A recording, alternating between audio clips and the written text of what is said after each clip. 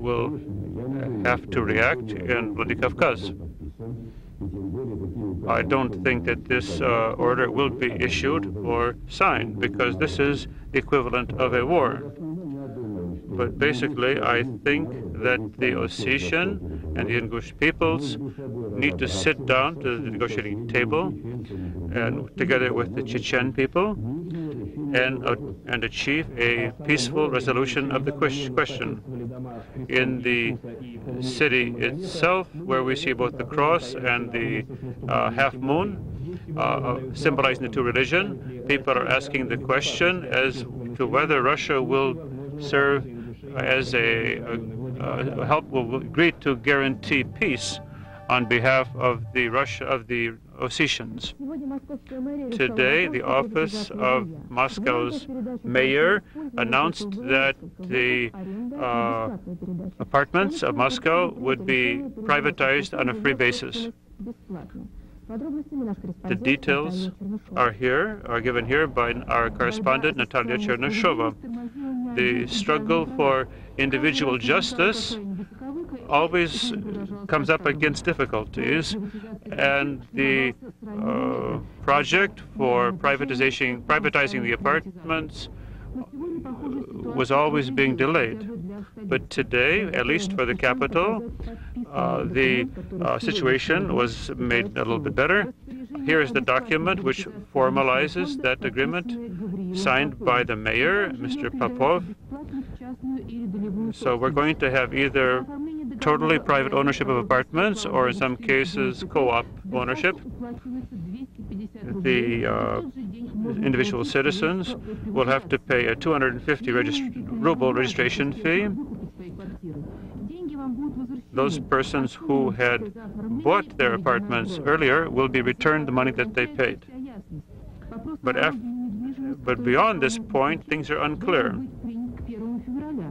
The agreement should be adopted by the 1st of February.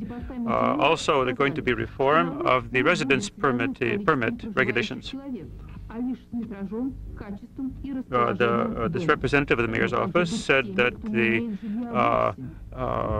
any cost would not be determined by the number of persons living in an apartment, but simply by the size of the apartment. Those persons who did not have any apartment would continue to receive free apartments. But as a result of the liberalization of the residence permit rules, as a result of the privatization of apartments, there might be a redistribution of the waiting period, and the waiting period may be lessened. We hope that this document will turn out to be final. For the privatization of housing is not mandatory thus far. Yegor Gaidar conducted negotiations with representatives of the republics with regard to privatization of industry and enterprises. On the whole, the governments of the republics should try to interest the heads of the enterprises in privatizing the enterprises themselves. How prepared are we for this privatization of enterprises? We don't know the measures the government will take. We know only about the government's intentions. We are prepared to support the intentions of the mayor just to get things moving. We have certain concepts which we are ready to develop. We had a meeting in Ulan-Ude with regard to the individual factories, and we will attempt to have an experiment with the 3 enterprises which are represented here at the meeting.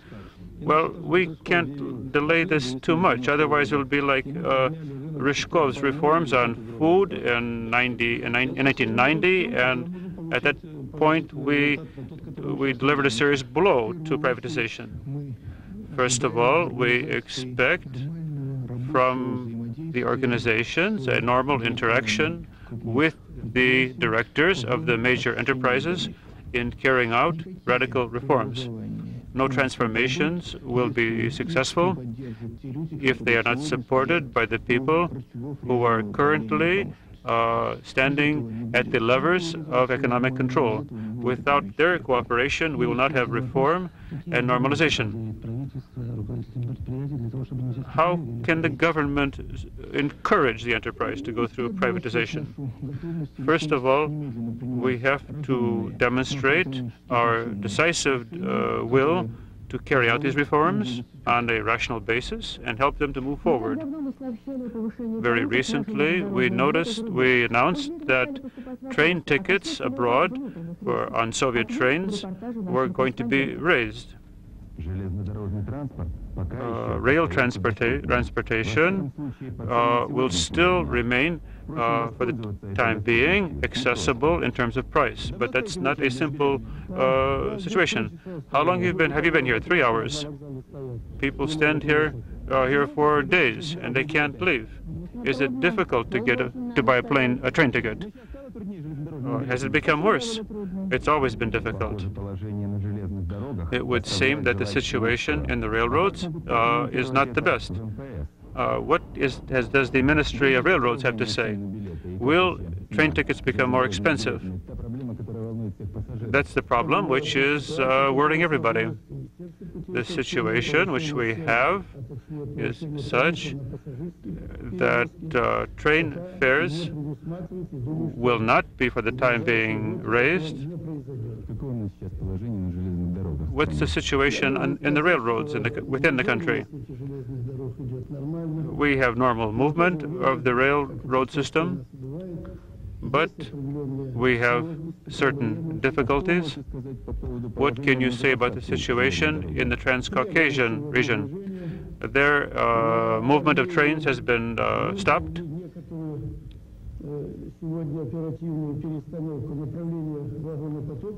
We've made certain rearrangements so that we might supply Armenia through the Black Sea coast.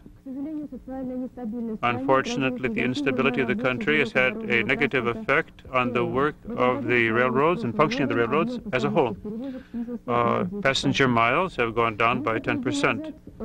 A few days ago, in Khabarovsk, the news reports from Khabarovsk sounded like SOSs. The city was freezing to death. These are daily explosion mines. These heat pipes, which are shown here.